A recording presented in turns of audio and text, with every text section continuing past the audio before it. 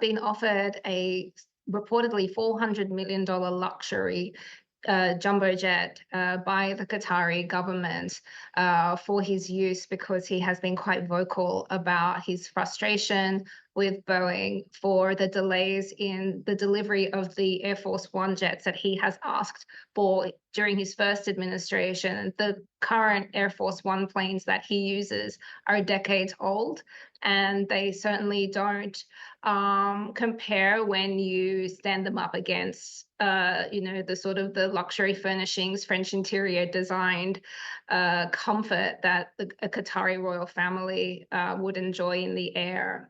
But obviously, the question of the gift, the question of the plane itself being used by the President of the United States has raised all kinds of concerns, whether they're legal or ethical.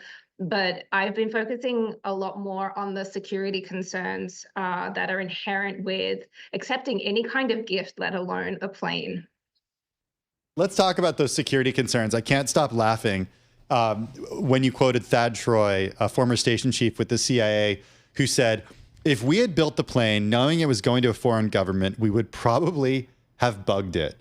Like, that's just the way it works when it comes to one country and another country, when it comes to national intelligence, when it comes to the CIA.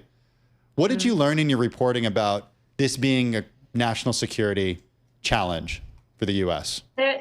There wasn't a single person, whether they were former three-letter agency, intelligence, foreign service, international intelligence officers that I spoke to who said for sure that plane would be bugged in some fashion, whether it was by special interests from the host family or from self-interest within that country, or allies or friends or adversaries hacking into surveillance systems. It's very porous before it gets the word that they used a lot to me was hardened, and it gets hardened when it becomes a DoD approved aircraft. And I didn't even know a lot of these things when I was working on this and talking to all these people, but the airplane itself needs to be hardened to withstand an explosion.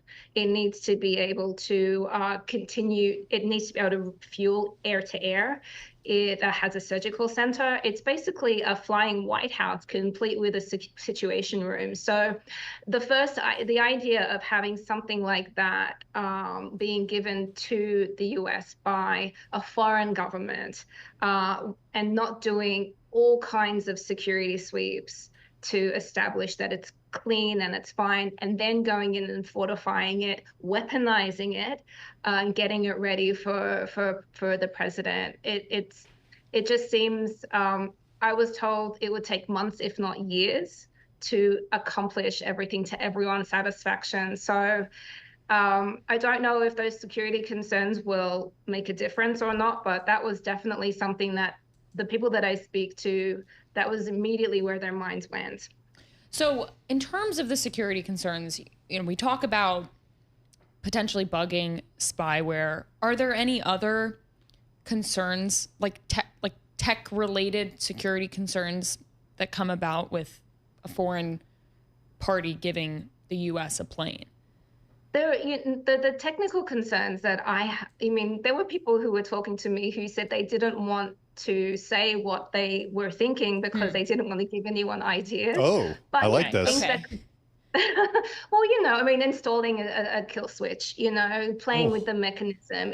That is some seriously scary stuff. I thought you were going to be talking about a microphone hidden behind the wall of the plane or something. Well, that is some seriously scary stuff. I spoke to someone who was living across the road from the US Embassy in Moscow during the Cold War, and he said that the listening devices were inside the concrete in the bricks. So the idea of wiring and behind the molding and all these beautiful furnishings is not out of the realm of possibility. Mm-hmm. So, you just have to have an imagination, and you can imagine how creative you can be with what you install and where. There could be cameras. cameras inside. There could be a location tracker that will tell you exactly where the president is at any time. So these are all things that not only like endanger his safety and security, but also could give anyone intelligence on the sort of communications and conversations that he might be having with people on the plane with him or with people, elsewhere.